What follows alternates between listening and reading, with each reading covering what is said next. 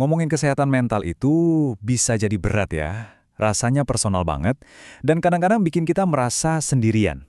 Nah, kali ini kita akan coba lihat bareng-bareng yuk, gimana sih Alkitab bisa jadi panduan yang praktis dan penuh harapan buat penyembuhan kita. Oke, kita mulai dari sebuah fakta yang jujur aja cukup bikin kaget.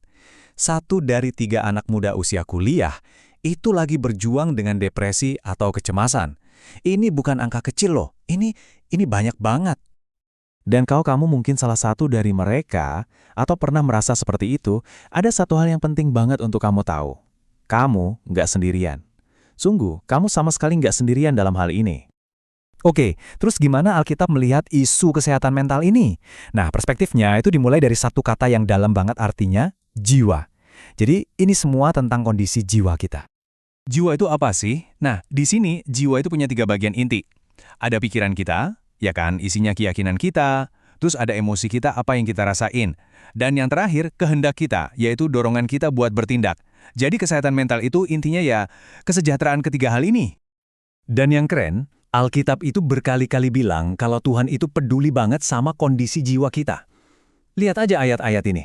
Dia itu disebut sebagai gembala, sebagai pemulih, bahkan pemberi kelegaan. Ini nunjukin kalau dia itu nggak pasif, tapi aktif terlibat pas kita lagi susah.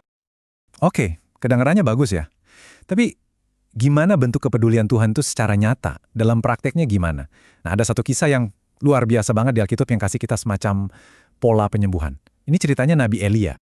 Ironisnya, ini terjadi persis setelah Elia dapat kemenangan spiritual yang wah, gede banget.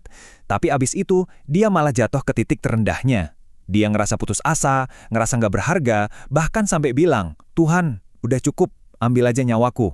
Wah, ini dalam banget. Jadi, gimana respon Tuhan pas dengar doa yang sejujur dan sepilu ini? Nah, ini yang menarik. Tuhan sama sekali nggak marahin Elia.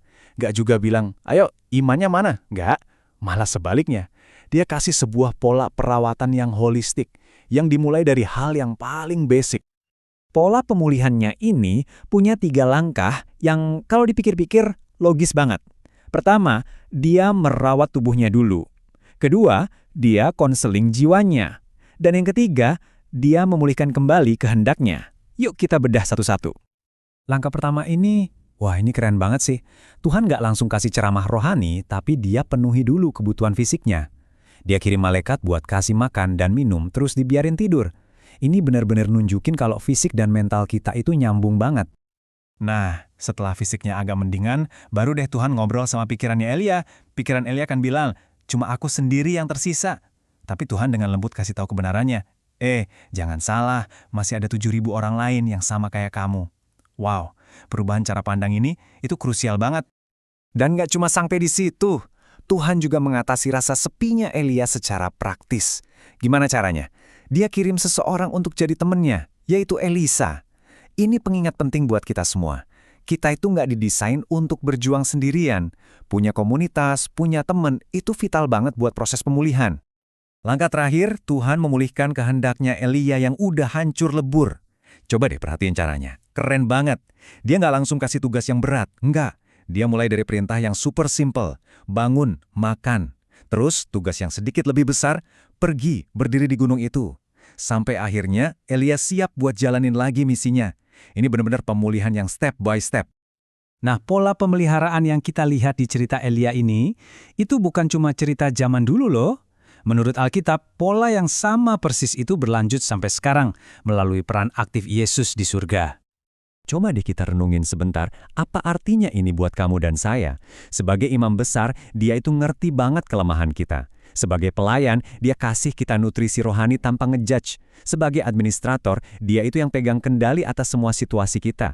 Dan sebagai gembala, dia secara aktif jagain jiwa kita, yaitu tadi, pikiran, perasaan, dan kehendak kita. Oke, jadi dari semua ini, apa nih yang bisa kita pegang buat perjuangan kita sehari-hari? Gimana cara kita nemuin jalan keluarnya? Pertama-tama, penting banget buat kita ingat, ngerasa putus asa itu bukan berarti iman kita gagal, sama sekali bukan. Lihat deh, bahkan seorang Rasul Paulus pun pernah ngaku kalau dia ngerasa bebannya itu berat banget, sampai putus asa untuk hidup. Jadi perasaan itu nyata dan sangat manusiawi. Dan di tengah-tengah semua rasa putus asa itu, ada satu janji yang jadi pegangan kita.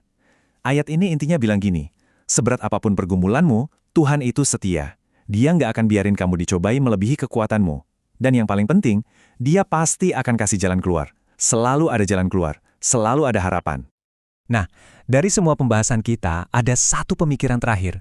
Penyembuhan itu ternyata dua arah. Kita perlu menerima pertolongan, dan kita juga perlu memberi pertolongan. Jadi coba pikirin deh minggu ini, siapa orang yang bisa kamu ajak ngobrol, yang bisa kamu ceritain bebanmu?